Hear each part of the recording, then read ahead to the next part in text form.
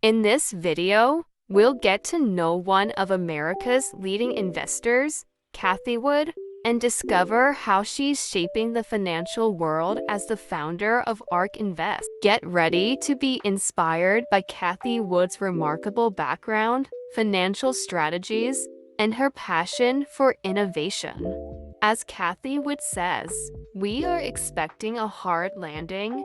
This video will help you understand the latest developments in the financial world, strengthen your investment strategies, and explore the success story of ARK Invest. This video will be an ideal resource to enhance your financial awareness.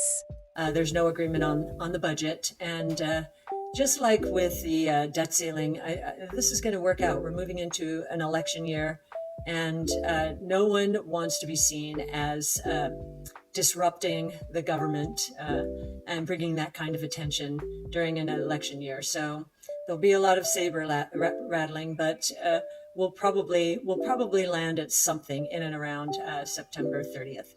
And then this week we got some clarification.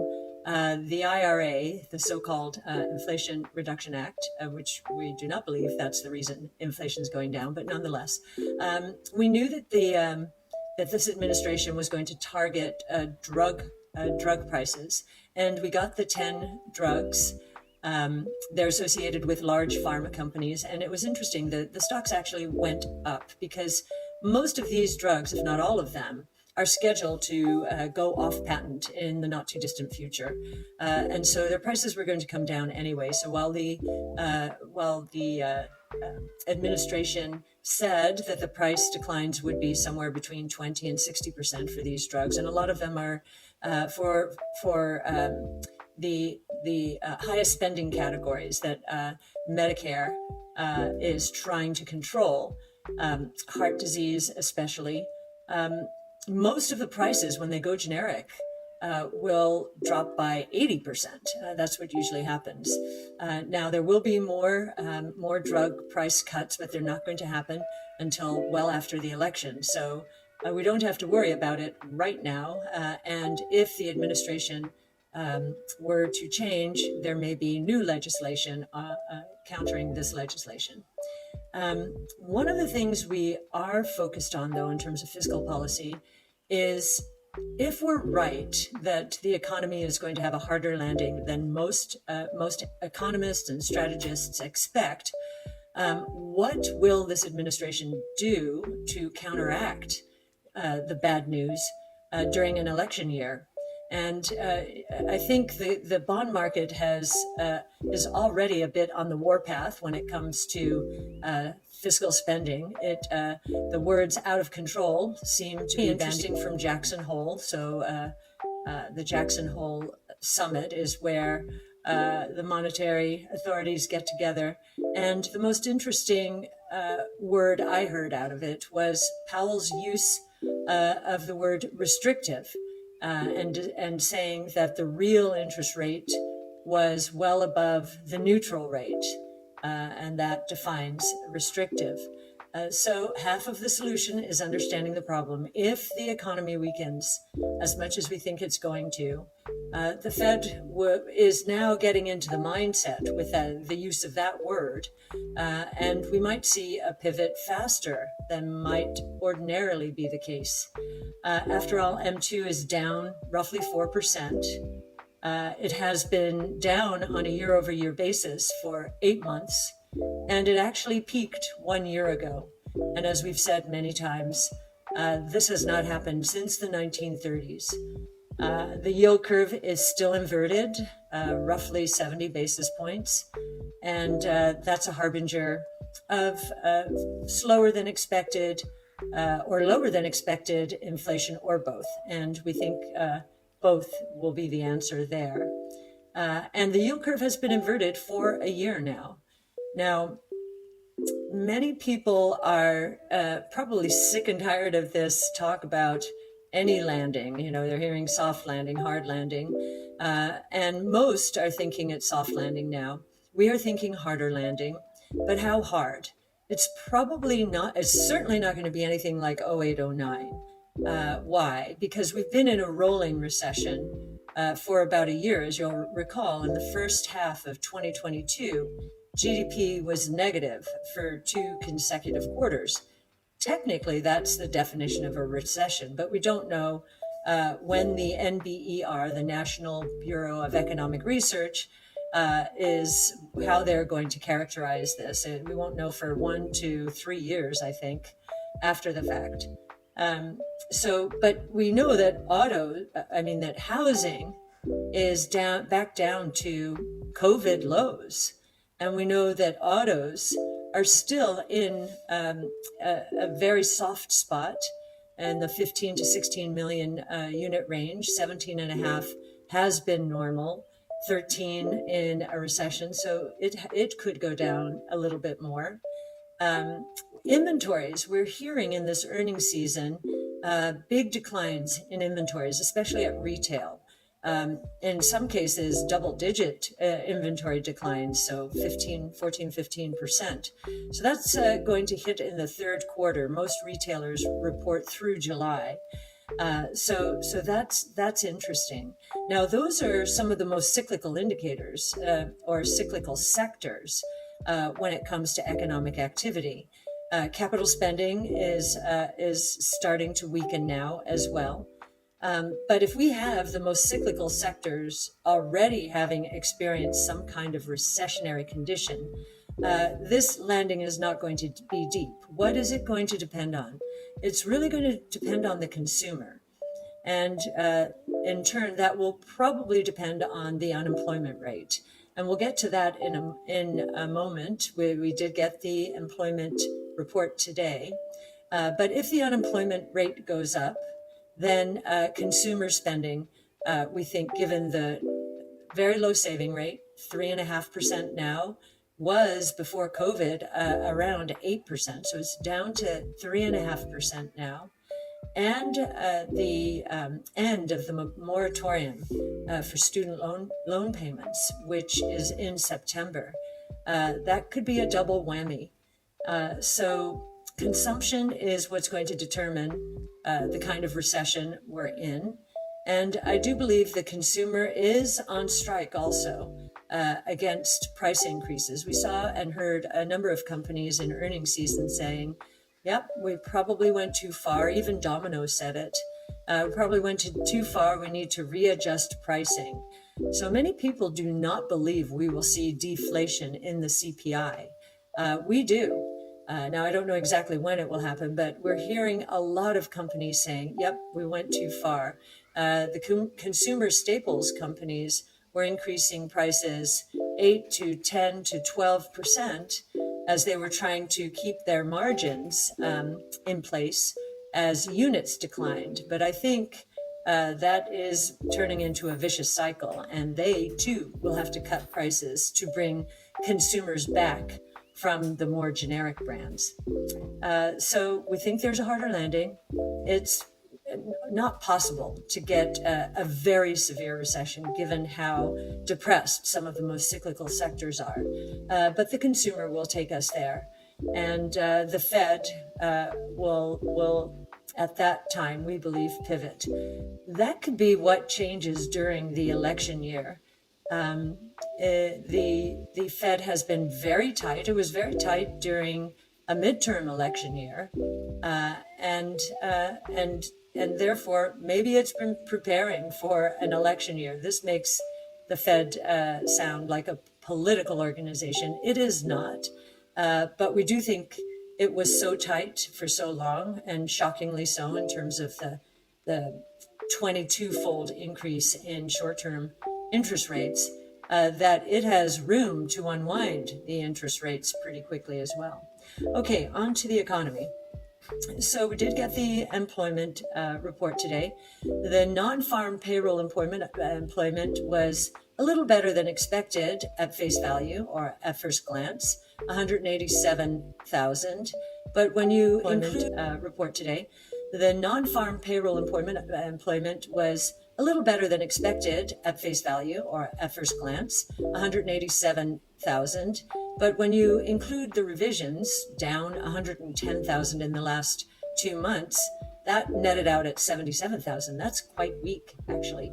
Now, the household survey, again, something for everyone in this report, was up 222,000, but the unemployment rate really shot up from 3.5 to 3.8, still low, but a big increase over 1 month period.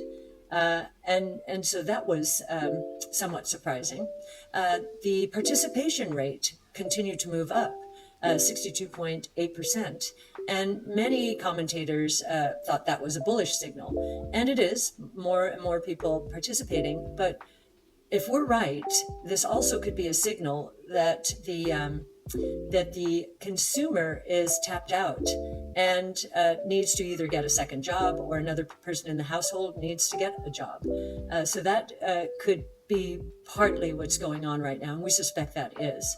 Average hourly earnings were up only 0.2%, so that's 2.5% at an annual rate, though still up 4.3% year over year. If productivity is increasing as we think it is, that means that on a year over year basis, the unit labor costs, or real wage gains in this case, could be below 2%, and at an annual rate basis could be close to zero. So very low inflationary ramifications. I know that a lot of people are focusing on some of the negotiations taking place and some of the wild and crazy settlements taking place, and I'll get into that in a moment. But we think that's going to backfire on those companies.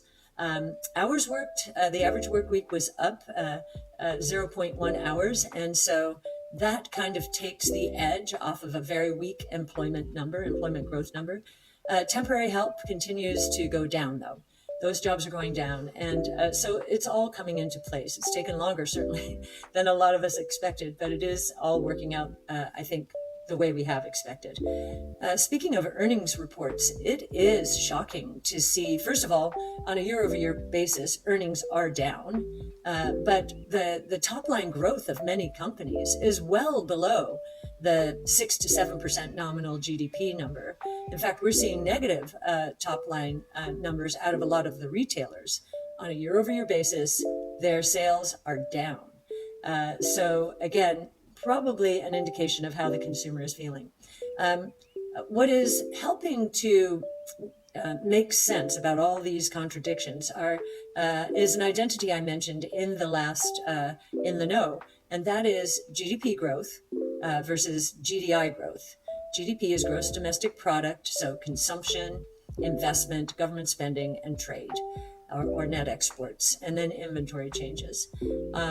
On the other side of that, the identity, gross domestic income, is simply the various income reports out there, wages, profits, and so forth. And those statistics are more reliable in the short term, whereas gross domestic product gets revised, sometimes quite dramatically around turning points in the cycle. Gross domestic income does not, or is revised much less so.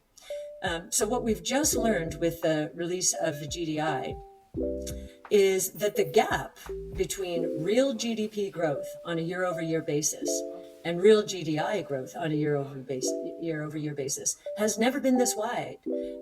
It was 2.5% in the first quarter, and we thought, okay, this will close. This is going to, we're going to find out, how weak is weak when the second quarter is reported. Well, second quarter GDP was in real terms was up 2.5% on a year-over-year basis, and the GDI year-over-year growth rate in real terms was down 0.5%.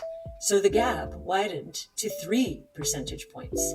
It has never been this wide. It right before 0809, it was 2.5%. And in the early 80s, it peaked at 2%. So that's a harbinger of something. And we do think that the real GDP growth is going to be revised down quite dramatically in order to make sense of what's gone on. And that recession, the two consecutive negative GDP numbers in the first quarter, we would not be surprised, first half of last year, we would not be surprised to see that extended. A lot of the GDP numbers over the last year revised down. So we'll see what happens. And the other thing that's happening is velocity growth on a year-over-year basis peaked in the first quarter and is slowing down. Now, it's still at a high rate of change. It never got back to the downtrend that has been in place since 1997. So that downtrend is very much in place. And in a recession, it will go down. Again, it's all about the consumer. We shall see. Now, about those wage gains and inflation indicators, they're all coming down. M2 down nearly 4% on a year-over-year basis. Gold is down from its peak. In fact, its peak was August of 2020. Commodity prices are down on a year-over-year basis. PPI is up only 0.7%. So this is the pipeline here, 0.7%. All of this is going to feed into the CPI, which is up 3.2%, the PCE, which is up 3.3%, and the core PCE, which the Fed pays a lot of attention to, 4.2%. So we do think that inflation will drop below 2% on all of these measures within the next 3 to 6 months. Now, what about these wage gains? The 10% per year over the next 4 years out of the auto industry, or auto supplier industry, or the UAW, the airline industry, UPS. Many people say, oh, because of that, we are in a 70s style inflation, so cost push inflation. We disagree entirely. We believe that the resolution here is not wages pushing through into prices, but wages hitting margins. So we think those industries and anyone settling for very high wage rates is going to experience serious margin declines and profit disappointments. Auto industry has to, in the midst of this, also adjust to the consumer preference shift towards electric vehicles and then autonomous, so away from human-driven to autonomous. The airline industry, we think, as autonomous vehicles take off, we believe, and you can find this in our Big Ideas 2023, we believe that 60% of the short-haul airline business is at risk because of autonomous travel. And as I mentioned before, staples companies are, to the extent they push through big price increases, are now going to have to unwind them. And if they don't, their unit volumes will continue to disappoint, which unit volumes, most manufacturing companies, in order to preserve productivity, want to keep those manufacturing lines going. So that's interesting. Now, innovation solves problems. And if margins are going to be under pressure, the deflation associated with innovation is going to prove quite helpful. So AI training costs dropping 70% per year give us examples like Zoom in a presentation yesterday said that in the first quarter that it has used its chatbots to take the place of human beings in its call centers, it has found that it is able to hand 93% of all the calls placed into its call center to these chatbots and save 500,000 hours of human work. So that is going to be very helpful to these companies who are facing margin pressures. And it is going to accelerate the shift towards these new AI tools. And I know Zoom has faced a lot of criticism. Certainly we have, in terms of our strategies and our belief in its staying power. It's not just a COVID company. But here it is enjoying astonishing productivity gains and is going to help others do the same. Now on to markets, the market indicators. So in the last month, the best sector has been energy. Energy prices have gone up. We got some data from Saudi Arabia today, or on Saudi Arabia and Kuwait. Their exports have collapsed. They've gone from, in the case of Saudi Arabia alone, I think roughly a 7.5 to 8 million unit barrel range down to 5.5 million. I mean, that's unbelievable, especially because at these prices, even at these prices, it was break even at the prior level of production. So it's probably in a deficit position, and we're marveling at the prices it's paying to attract sports franchises. So, that's a big disconnect out there. Nonetheless, energy sector was the best.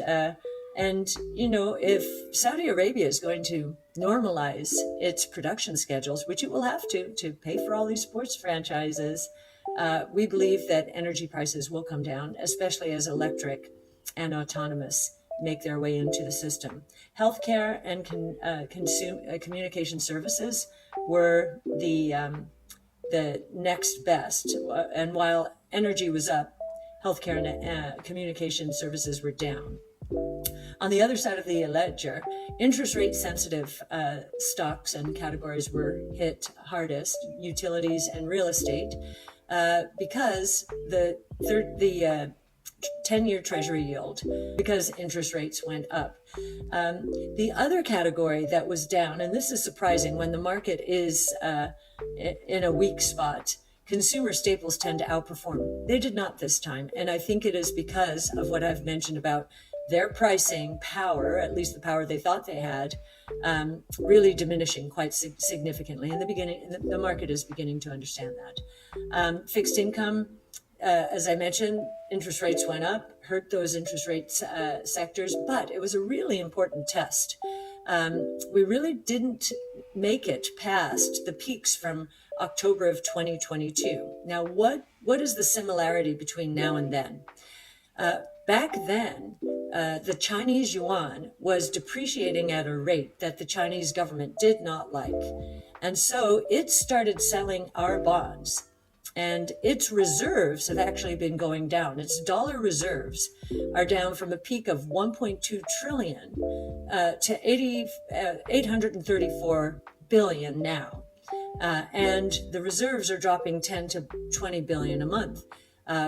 We believe that this last month, which is when the yuan went back to the level where it was last October, that the PBOC was selling its dollar reserves aggressively in order to get dollars to support the yuan. And so we wouldn't be surprised to see a very big drop in those foreign exchange reserves.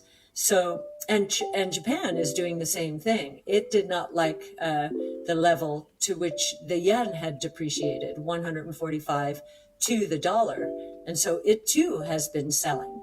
So there have been some big sellers in the market: China, Japan, our own treasury, to support fiscal spending.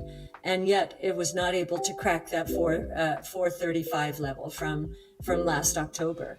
That was very bullish. It got down to the low fours with this morning's employment report, and now is backing up a bit to 417. But so we're still in this testing level. We think China is in a world of hurt. The depreciation of the yuan means that the purchasing power of the yuan is diminishing, which hurts their consumer. The consumer, we think, is already feeling a very low level of confidence because property prices are still falling. And these real estate companies, so Country Garden and Evergrande, they are still defaulting on debt, and it's reaching the headlines. Why is this important to the consumer in China? 70 to 75% of their savings is in the property sector, and very often in empty apartments. So not a good thing for confidence. As far as other news in the fixed income realm, I mentioned the yield curve earlier, still inverted, but spreads, so the difference between corporate interest rates and the government interest rates, those are well behaved. It doesn't seem like there's a lot of stress out there, or that fixed income investors are noticing it. But stay tuned. If the consumer gives way, those spreads will pick up. Commodity prices in the month were flat on average. Bitcoin price was down. There was a lot of excitement after BlackRock filed for a Bitcoin ETF, shot up from 26,000 to 30,000 and just came back down. It got a little excited when the SEC lost its case against Grayscale, and then came right back down when the SEC basically did not approve the Bitcoin filing of Invesco and Wisdom Tree. So that was interesting. And then just a few more points on deflation. There's bad deflation, and I talked a little bit about that. If companies have taken their prices too far, those will unwind, and that will probably hit margins. And certainly monetary policy has set us up for a lot more of that, because M2 is still declining on a year-over-year basis. The full innovation solves problems. I mentioned artificial intelligence, the Zoom example. AI training costs are dropping 70% per year. Robotics. Robotics is an antidote to some of these very high wage agreements, and we think there will be a lot of attrition, and robots will take the place of a lot of people. And robot prices, industrial robot prices, for every cumulative doubling in the number of industrial robots produced, meaning 1 to 2, 2 to 4, 4 to 8, and so forth. That's the cumulative doubling. Industrial robot costs drop 50%. And then energy storage in the auto space, for every cumulative doubling in electric vehicle sales produced, drivetrain battery pack system costs drop by 28%. And then we'll end up at Bitcoin, which is where we started today. And as you will hear in this Bitcoin brainstorm, and same with the very first Bitcoin brainstorm that we did with our partners at Bitcoin Park in Nashville, one of the biggest opportunities out there is to eliminate a tax on all purchases done through the traditional financial system. And there's a tax on those unless you're using cash. And the tax is somewhere between 2.5% and 4%. That's a pretty big tax in terms of using debit and credit cards and other intermediaries. These intermediaries are going to be disintermediated by the convergence between Bitcoin and artificial intelligence. And as I started out saying, and I'm sure, and Yassine featured as well, you'll see how provocative this is going to be, and how you should all, to the extent you own businesses or are part of a team that has a lot of responsibility in running your team and running the operations, you have to listen to it. It gives you a glimpse at how provocatively the world is going to change, and especially the traditional financial world. So with that, I wish you a happy Labor Day if you are listening to this weekend. And if not, I hope you all had a wonderful Labor Day weekend.